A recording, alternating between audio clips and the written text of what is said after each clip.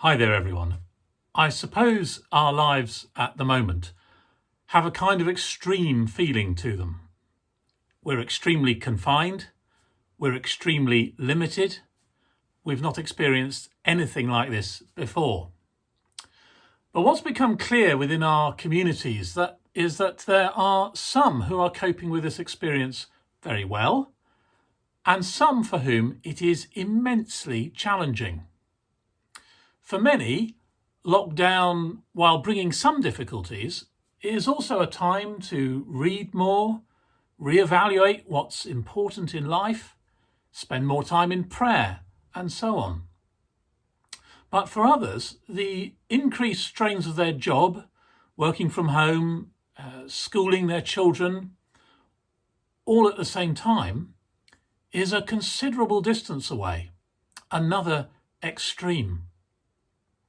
I think especially about those with managerial responsibility for a team at work, perhaps having to furlough staff or make them redundant or care in a new way for their colleagues' well-being. And then there are those who now find themselves unemployed or in financial hardship or suffering abuse at home. You can think of all sorts of situations. These folks seem to me to be in a very different place to those who find that they have some welcome time to ponder the big questions of life afresh.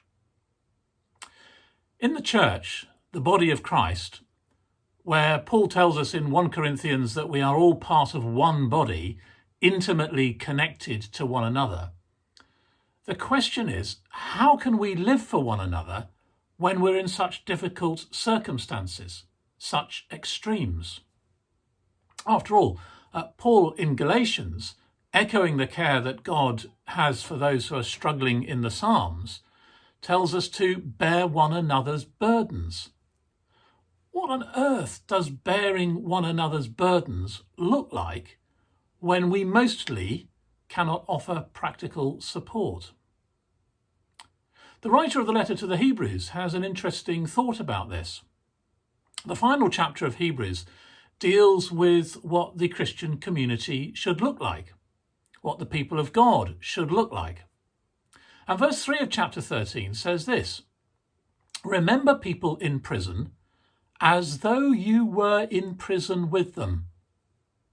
When you think of people who are having a difficult time, remember that you too live in a frail body." That's Tom Wright's own translation of Hebrews 13.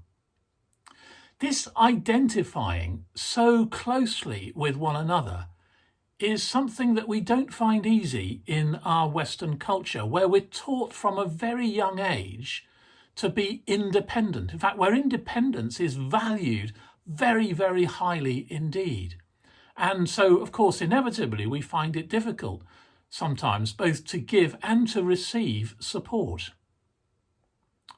But when we do identify with one another in this way, it is transformative.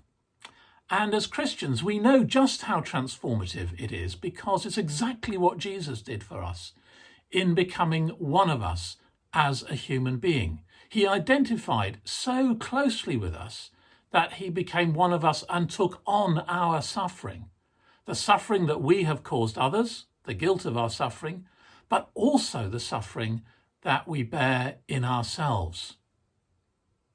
So maybe one way of expressing this at the moment is to seek out one person you know who is at that difficult extreme and finding out how you can pray for and support them.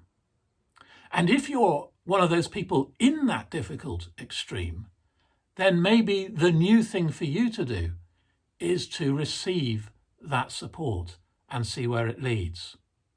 Who knows what the Lord might do in us when we follow and obey his word? May the Lord bless us as we seek to care for one another.